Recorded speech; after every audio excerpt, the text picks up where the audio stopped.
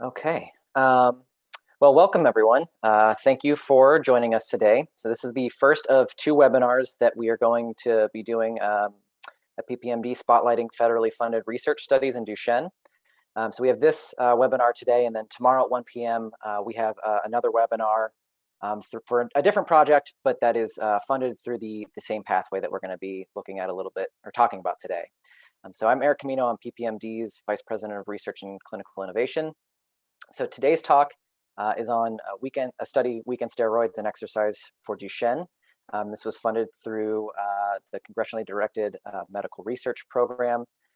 I'm going to be joined today for this talk by Dr. Tanya Taivassalo, who's an associate professor in the Department of Physiology and Functional Genomics at the University of Florida. She's going to be our main presenter today, and then we are also going to be joined by Dr. Lee Sweeney, who's the director of the University of Florida Biology Institute and the Thomas Marin Eminent Scholar Chair in Pharmacology and Therapeutics at the University of Florida College of Medicine, and also PPMD's the chair of our Scientific Advisory Committee. So as we go through the talk today, if you have questions, please feel free to put them into that chat box at the bottom of the Zoom call. We will have a question and answer session at the end. And then before we begin today, I wanted to talk just briefly about the CDMRP and how we get funding for that and the role that families can play in advocating for these types of studies and research. So each year, PPMD, along with patient families, typically we go to Washington. This year, obviously being virtual, we're gonna do this all remote. But to advocate for a number of the federal agencies to receive funding or to focus on Duchenne. And one of those agencies that we ask for funding is the Department of Defense, specifically to allocate funds to this congressionally directed medical research program. And it's to have funding available to fund research focused on Duchenne. So we ask for money to go to the Department of Defense. We do similar things with the CDC, NIH, FDA. And so these efforts through our advocates have been really successful, and we've been able to get quite a bit of money allocated to Duchenne research. And last year, we were able to get a bump in the amount of funding that goes to these projects to $10 million. And so these are really competitive awards, but they allow for really critical, important research to be conducted that spans a number of topics and helps to ultimately facilitate better treatment for Duchenne. So this year, we are actually going to be looking to ask for another bump in the amount of money that is allocated to this program to $12 million. And so if you have not participated before in advocacy, this is a great year to join because you can do it from home. You can have the opportunity to make your voice heard to your representatives in the House and Senate. So our registration closes this Friday, but there's more information on the PPMD website. If you haven't done it before, we have videos to help kind of train you on what it is that we are talking about with the different folks in Congress, as well as pairing you up with other people from your state. So if you haven't done it before, you won't be alone in these calls. And the most important part is really to tell the story of you and your family. And then we wanted to highlight, so you go there and advocate, and we see these budget lines come through. And then we wanted to show some of the research that actually comes out of it. And so today we're going to talk about one of those studies, and that is this weekend steroids and exercise for Duchenne. And so I am going to hand this over to Tanya. And then, like I said, if you have questions, please put them into the chat box and we will address them at the end of the talk. Great. Thanks, Eric. And good afternoon, everyone. I want to just first start by thanking Eric, Pat Furlong, and everyone at PPMD for giving us the opportunity today to share with you information on this new clinical trial that we are just about ready to start up here at the University of Florida. And that involves two therapeutic strategies of weekend steroid dosing and exercise training for boys with Duchenne muscular dystrophy. As you may know, the University of Florida and the investigators at the Myology Institute have had a strong and long interest in research in DMD, both in the preclinical level as well as clinical studies. And we're interested in translating some of these preclinical findings into clinical research. And we were fortunate to receive funding from the Department of Defense through this Duchenne muscular dystrophy research program, a focus area on novel interventions designed to improve care and quality of life for DMD. And after receiving the award and doing the administrative and regulatory work, we had a temporary research shutdown due to the pandemic, but we are happy to report that we are now ready to start enrolling and recruiting into this clinical trial. So in the next 10 or 12 slides, I'd just like to share with you the rationale that underlies the study and the two therapeutic strategies that we are using in the low dose weekend steroids, as well as exercise, and then describe the synergy that we believe may exist between these two strategies. I'll go through the aims of the study design, and then speak a few minutes about the development of our therapeutic exercise device, the TheraX DMD, and we'll finish with our contact information and happy to answer questions as part of the question and answer period. So I'll start off just with a brief rationale of why weekend steroids.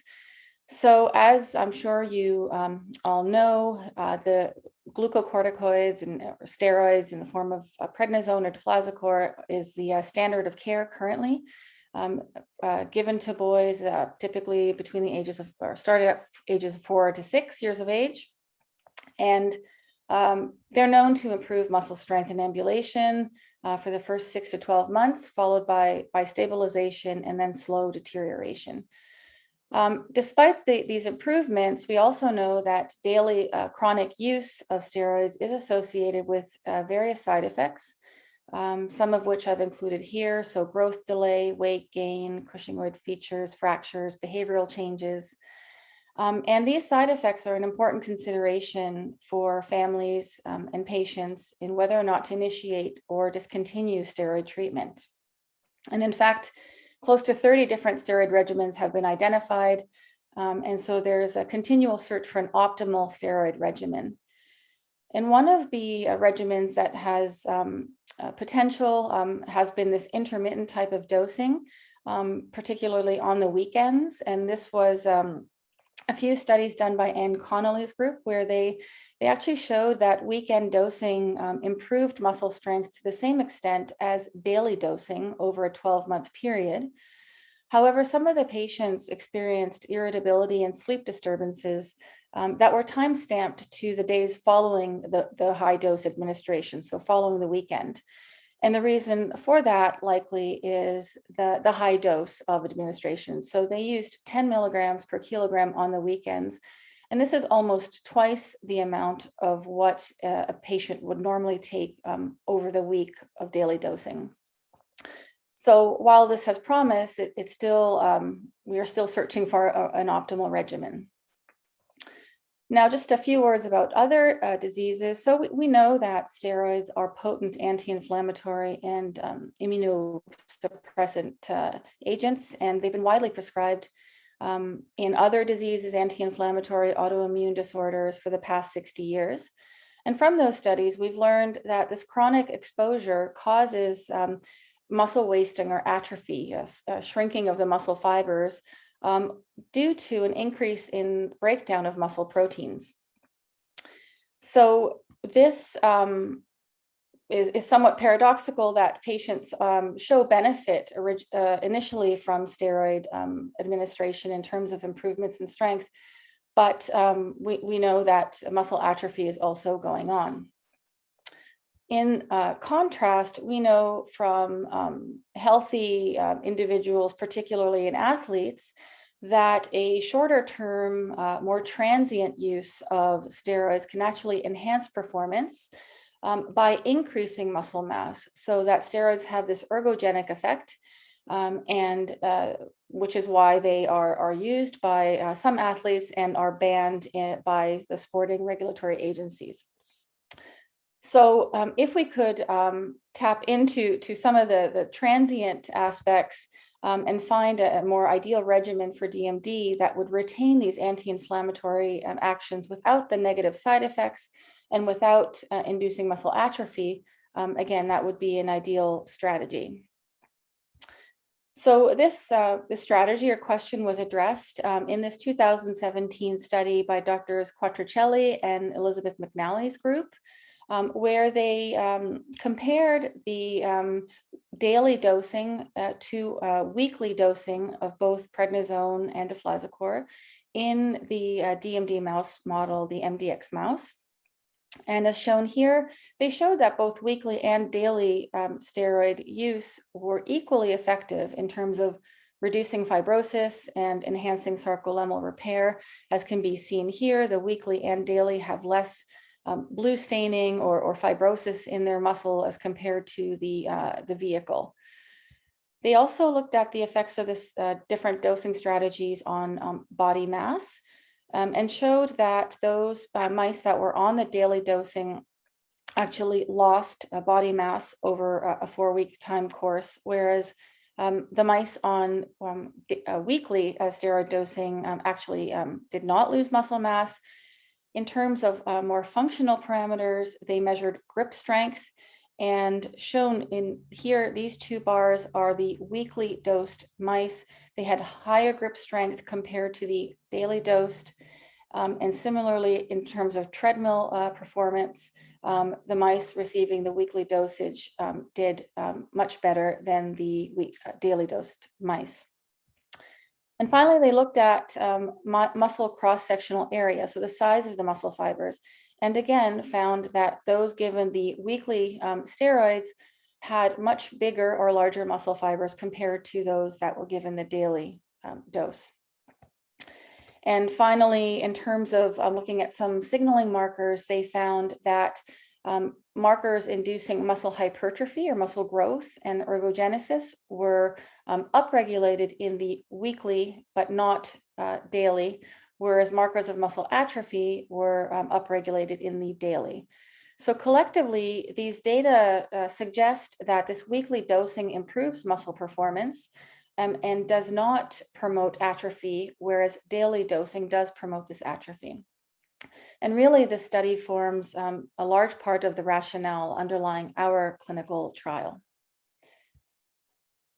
Now, to move on to the strategy of exercise, the role of exercise in management and potential therapy of DMD is increasingly being recognized.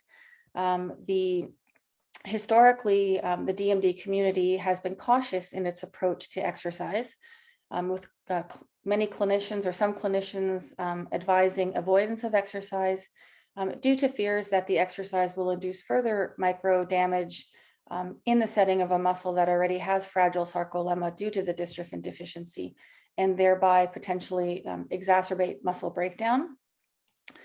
Parents have concerns and questions as to how much daily physical activity and should my child do, can they play, and what are the appropriate types of exercise that can be done.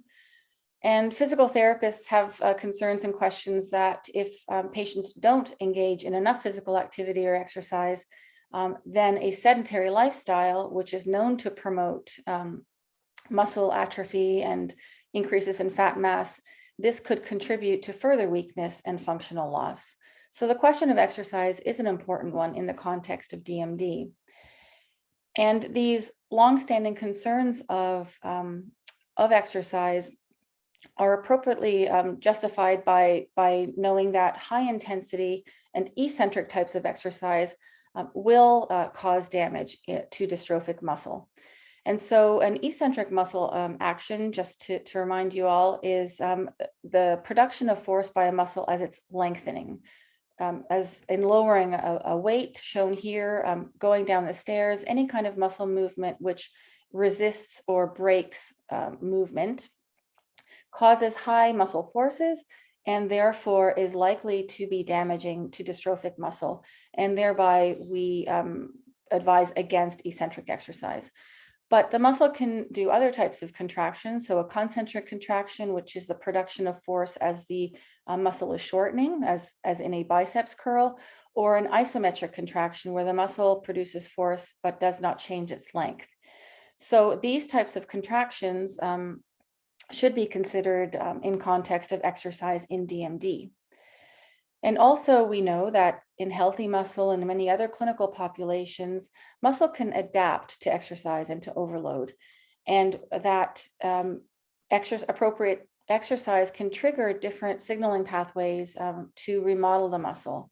And so we know if the muscle is exposed to high intensity, low frequency contractions, that signaling adaptations will occur to induce hypertrophy or muscle growth and improved strength.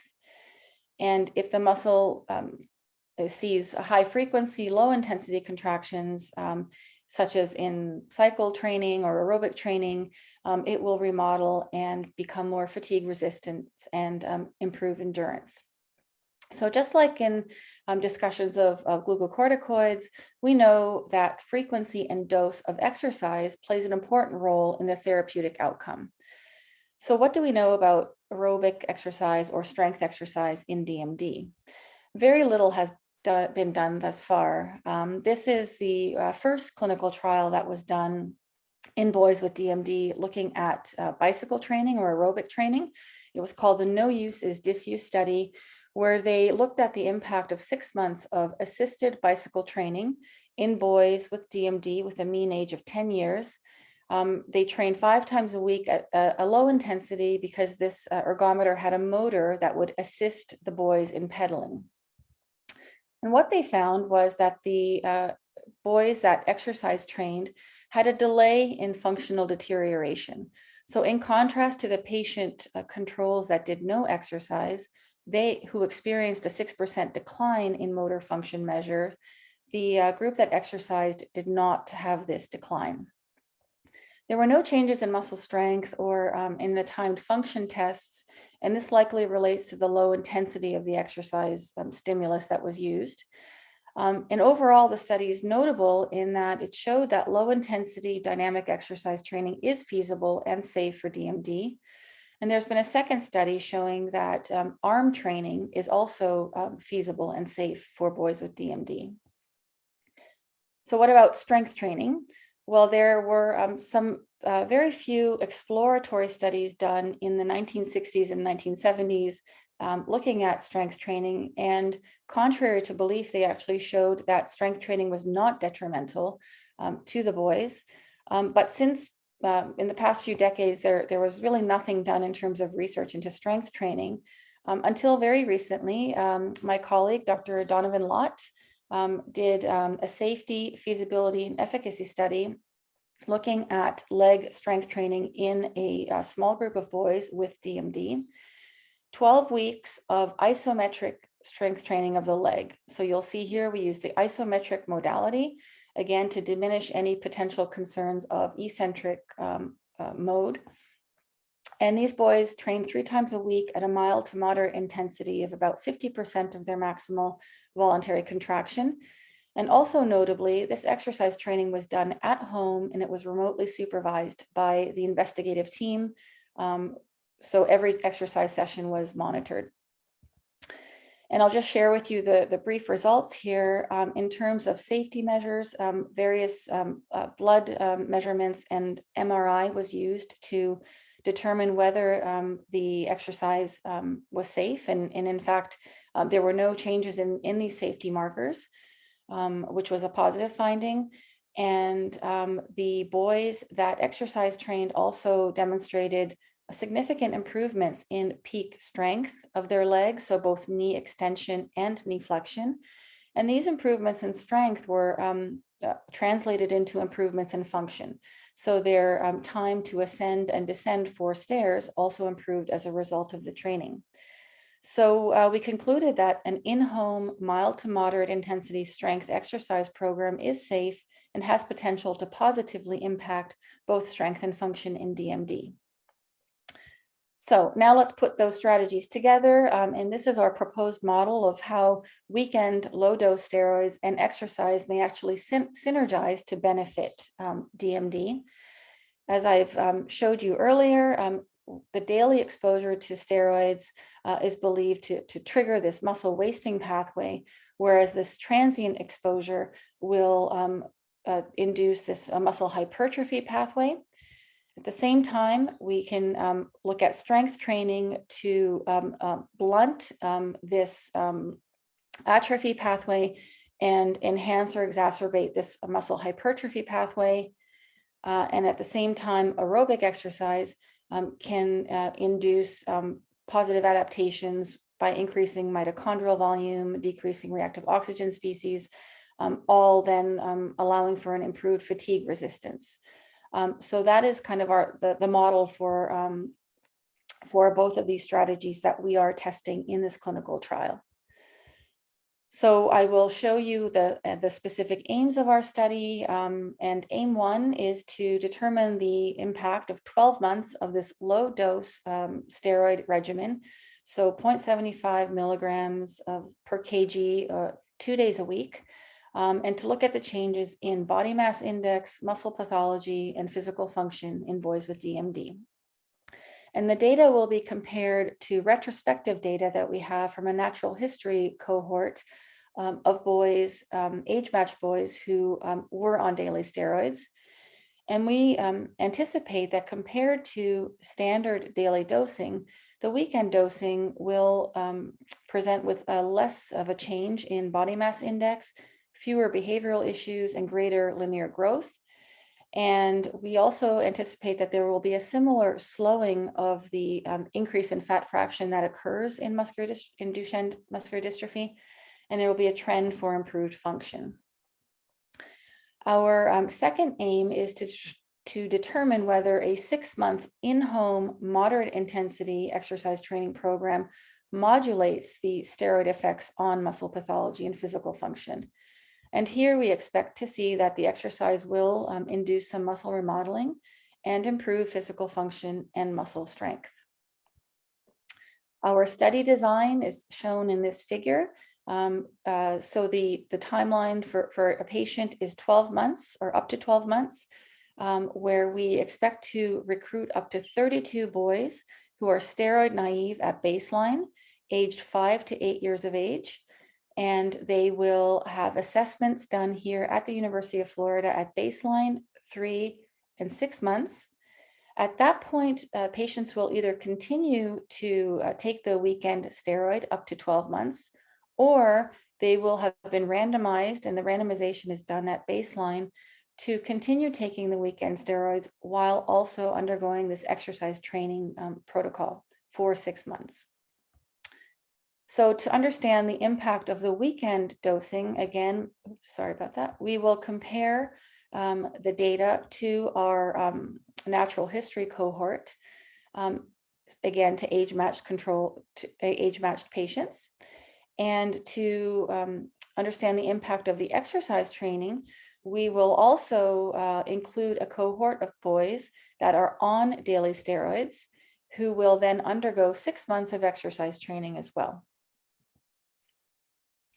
So our participant criteria in terms of inclusion, confirmed diagnosis of DMD, age range of 5 to 8, ambulatory, and for aim 1, the patients must be steroid naive for at least 6 months at baseline. For aim 2, patients must be on a stable dose regimen, and they can be either on prednisone or deflazacort. In terms of exclusion criteria, we are using magnetic resonance imaging and spectroscopy as primary outcome measures to determine the therapeutic efficacy. So any contraindication to undergoing an MR examination will be an exclusionary criteria, as well as the presence of unstable medical problems or other secondary conditions. And finally, also participation in other forms of drug or gene therapy that are currently not FDA approved are also exclusionary. Here is the clinical protocol for the study visits. As I mentioned, there will be 4 visits for aim 1. Each visit, 3 of the 4 visits are no more than 1 to 2 days in length, whereas the baseline visit for the exercise training aim will be 4 days in length, so that we have time to familiarize the patient and the family with the exercise device. At each of the visits, we will do various study procedures. In addition to medical history and exam and ECG, we will take their BMI, do some blood and urine measurements for safety measures. And again, as I mentioned, we'll be doing magnetic resonance imaging and spectroscopy to really determine the impact of the therapeutic strategies on the muscle pathology. So on changes in fat fraction and T2, which are commonly measured by our group to assess disease severity and progression. Boys will undergo a DEXA scan at baseline and at the end of 12 months to look at bone density, timed function tests, so some clinical standard tests that are routinely done, North Star, ambulatory assessment, the 10-meter walk run, and 6-minute walk. Strength measurements will be taken, and for the boys that are in the exercise training group, they'll also undergo a 6-minute cycle test to look at the efficacy on exercise performance.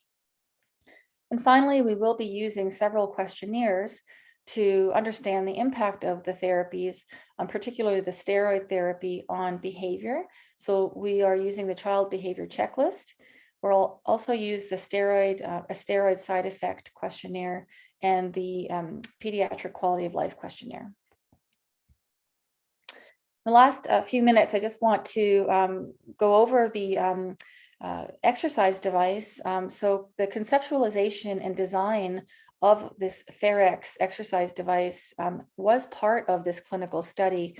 And we have been working with Dr. Dixon in the Department of Mechanical and Aerospace Engineering here at the University of Florida to design an exercise ergometer that really suits the capabilities of boys with DMD. So as you can see here, this device will combine 2 exercise modalities. So leg strengthening exercise, where again, we will be using isometric exercise for the strengthening part. And it also has an ergometer part that will have a motor allowing for assistance or resistance during the cycling exercise.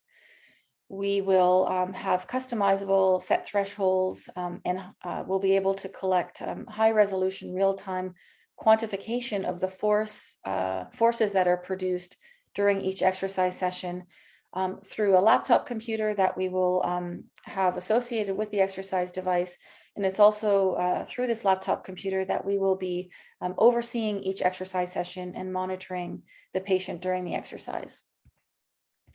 So I just want to show you the progress that we've made. And this was the exercise device used in Dr. Lott's strength training study, where he actually modified an exercise chair to make it such that it would only allow for isometric strengthening actions.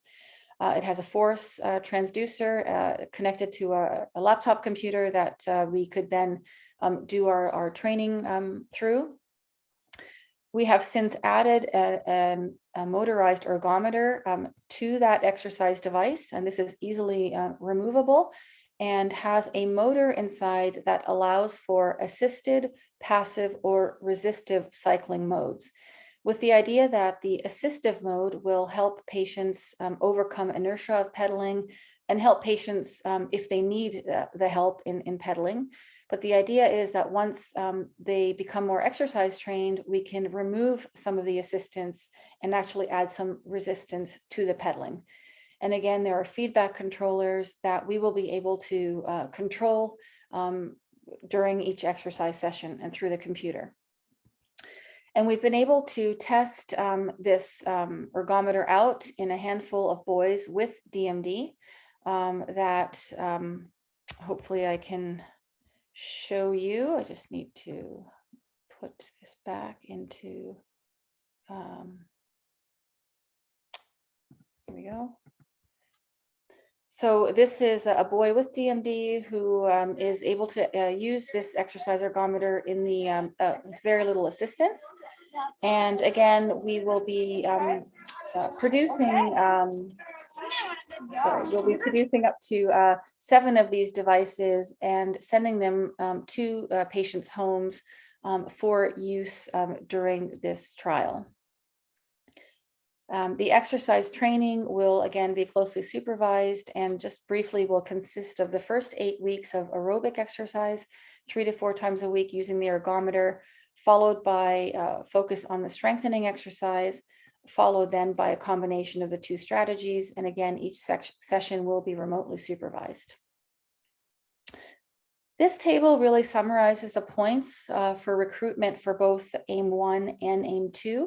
I won't go over this. I can leave this with Eric, but I just did want to point out in terms of compensation, the trial does support the cost of travel and hotel for a patient and one parent. There are some gift cards that are provided at each study visit, and again, for the exercise training group, we will provide the exercise device and a laptop computer for the duration of the study. So that's it. We are very excited and hopeful for the significance and impact that this study may have. It is going to really allow us to look at the efficacy of this low-dose weekend prednisone use in DMD as a regimen to maximize benefit and minimize risk in boys with DMD. We are going to be able to provide some information on exercise prescription parameters, on modality, what type of intensity may be appropriate. Because we are using non-invasive imaging, we are able to provide understanding of the impact of both therapeutic strategies on the muscle pathology itself. And we hope that this will provide a future foundation for future trials that may be using exercise as an adjuvant to therapy. So with that, I'd like to conclude and just thank my UF study team here, particularly Dr. Lee Sweeney, Dr. Vandenborn, Dr. Lott, and Forbes, who will all be involved in this trial. I want to thank the funding sources for this trial and PPMD particularly for helping us and allowing us to actually increase the sample size and do the proper study visits. I've left the information here for clinicaltrials.gov. This is the number of the trial, but here's my direct information to contact me if anyone is interested in learning more about the trial or if you have any questions. So I'll conclude with that. Thank you. Well, thank you very much, Tanya. It was a great presentation. I think it's great to see kind of the synthesis of data that's been collected over the years in Duchenne and how we're continually learning from that and applying it in new ways to help the community. So we had a number of questions come in during the talk. Dr. Sweeney answered a few of them in the chat already. I'm probably going to ask them again out loud and Lee, ask you to respond just because with the recording, other families that tune in probably won't be able to see the chat function. And I think there were some good bits of discussion there. So just a clarifying question, I think. With the exercise only group, the boys in that group can be on either dosing, can they be on either dosing schedule, daily or weekend, or is that restricted to just daily, first of all, and just the exercise observation? So we actually have both arms. Okay. We have, so patients that are on the weekend dosing may undergo exercise training for 6 months. And in a separate arm, we'll have boys that are on daily dosing that will also undergo exercise training. And in the daily dosing, they can be on either prednisone or deflazacort, correct? But in the weekend, it is restricted to prednisone. Correct. And we had a question along those lines. One, it was looking at asking about the pros and the cons of prednisone versus deflazacort. So Dr. Sweeney started to answer this in the chat. So Lee, if you could expand on that, that would be, or reiterate your comment, that would be great. And I think a second part would be to ask the rationale for in the weekend dosing, why prednisone was chosen at the 0.75 versus something like deflazacort. Yeah, so, I think it's pretty clear that both deflazacort and prednisone give benefits and both have side effects. So the the main difference is their anti-inflammatory targets are slightly different, and that results, and that in part may be the reason that deflazacort has slightly different side effects and lesser side effects than prednisone. It's not clear if deflazacort also has slightly greater benefits, but it may well. But I think that the main reason it's been preferred over prednisone is because of the lesser side effects.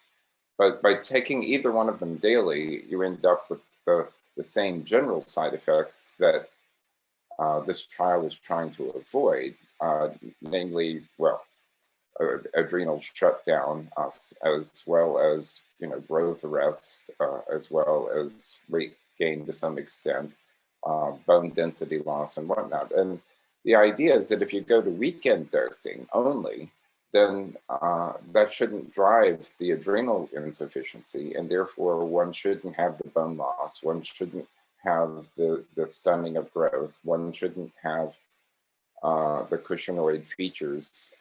And then the question is, have you lost any of the benefit? Have you lost any of the efficacy?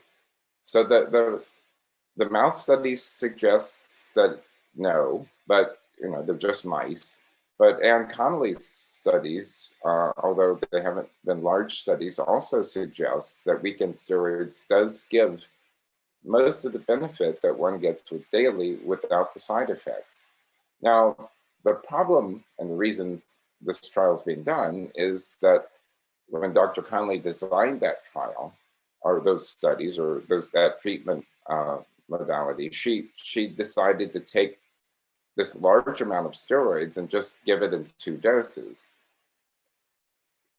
And that really doesn't have a strong scientific rationale, because once you saturate the receptors, then the rest of it is not doing anything useful, and in fact you start hitting other receptors. And so it would be better to use a much lower dose twice a week to try to get the anti-inflammatory actions that you want, but without having the cognitive, the behavioral issues that you drive with those super high doses. So whether or not the dose that's being proposed for this trial is the right dose, we don't know, but we really want to see if it will give the same benefits. Certainly, the dose that Dr. Connolly's using is too high. And so then the question is, what is the right dose? And this is the first step in trying to determine that.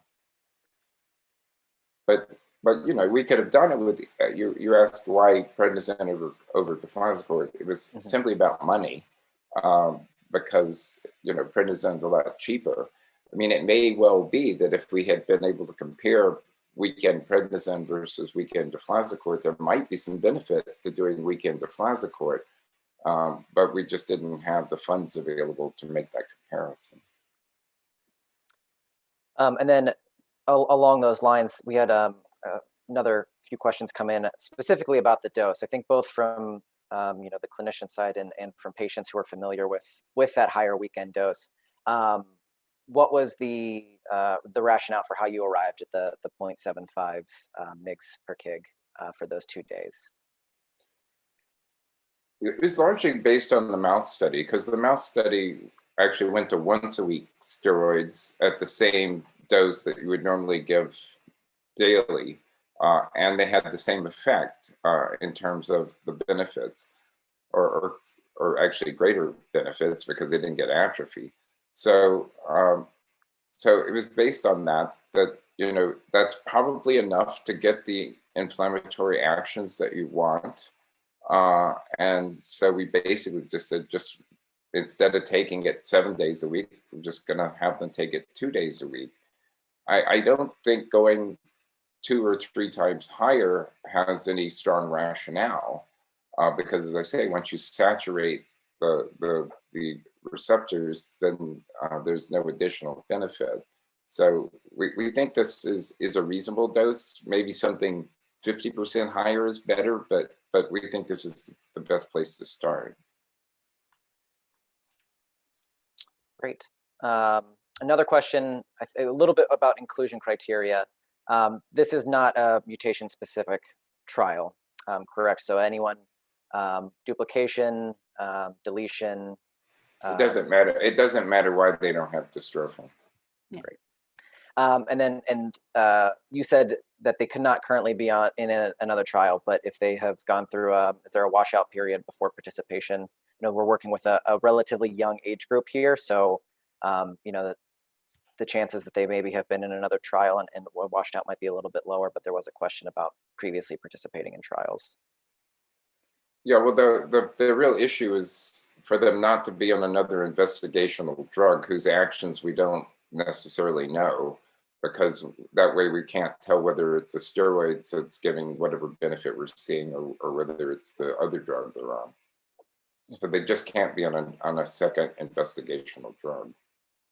And I think the washout period will depend on what the other drug was, so that we can just calculate half times and then come to a washout period specific for that subject. Yes, if the other investigational drug was gene therapy, then they can't participate because we can't wash it out. Correct. At least the parents all hope we can't wash it out. So.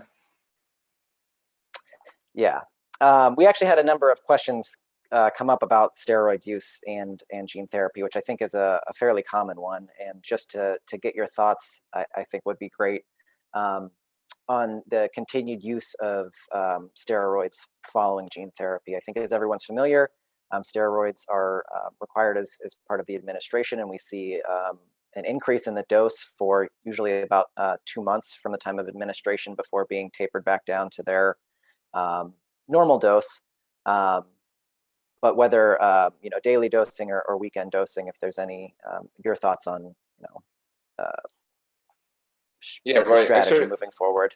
I certainly have thoughts on it, but I'm probably going to get in hot water with the companies doing the trials, because I mean, you basically have to do whatever they want you to do because you've agreed to participate in the trial under the conditions they've set forth. But having said that, once the trial period is over and you're basically no longer bound by whatever you have to do to be in the trial, it makes no sense to be on daily steroids. It, in fact, would be totally counterproductive, because if your muscles are really doing much better, then daily steroids are going to have the same effect on you that they have on you or me. You know, they're going to give you muscle atrophy. So not at all what you want. So I do think some sort of modified weekend steroid regimen would be quite beneficial, because you still, with gene therapy, or the muscle's not going to be perfect. It's going to still have inflammation. It's still going to have some turnover. So you would like to dampen that as much as possible. So it may be that this protocol that this trial is looking at could be the perfect one for gene therapy, a low dose, weekend only sort of steroid regimen to sort of help maintain the benefits, but not block the benefits by driving atrophy. Perfect.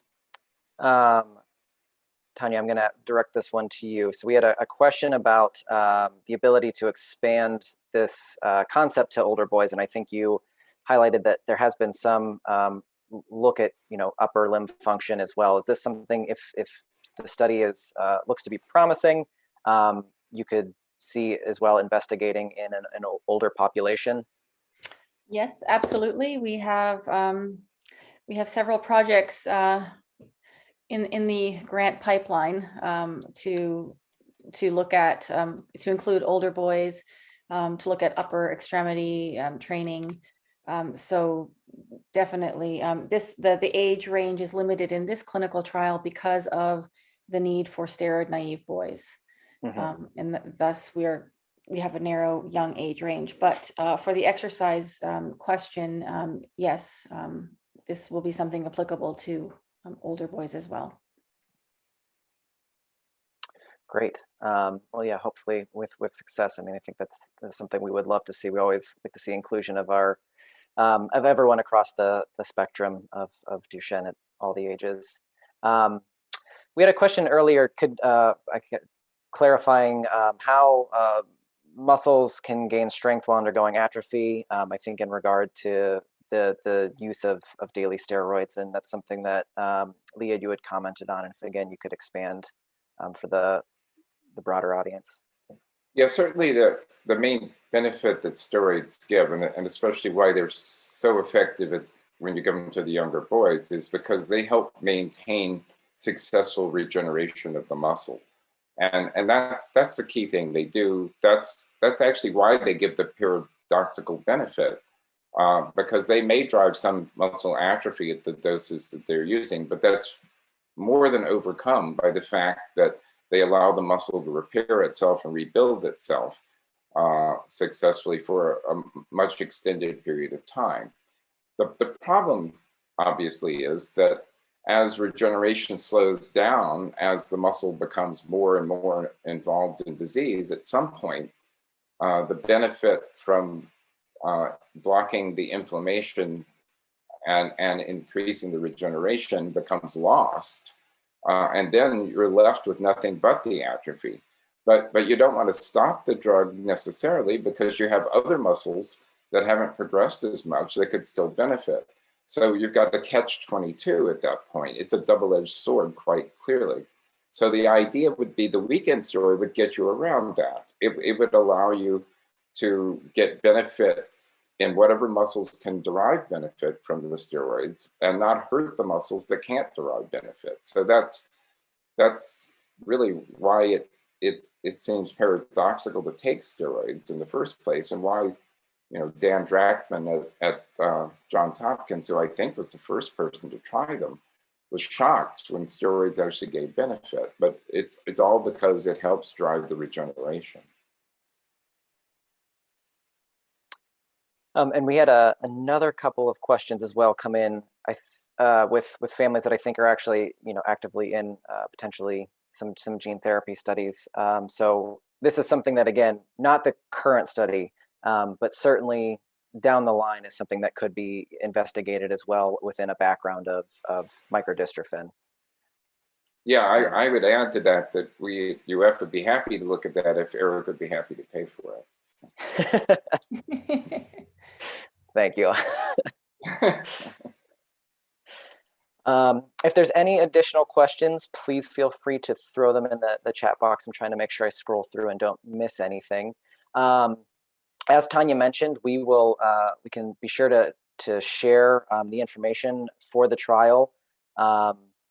We will also be helping to recruit through the registry. So that way, if you are not a member of the Duchenne registry, it's always a good time to get signed up. That way, if you are in these kind of the window of inclusion, that's something that you can get notified for. And again, also important to note for those that are interested that the travel, there is reimbursement for travel. So if you're not in Florida, you still have the ability to participate.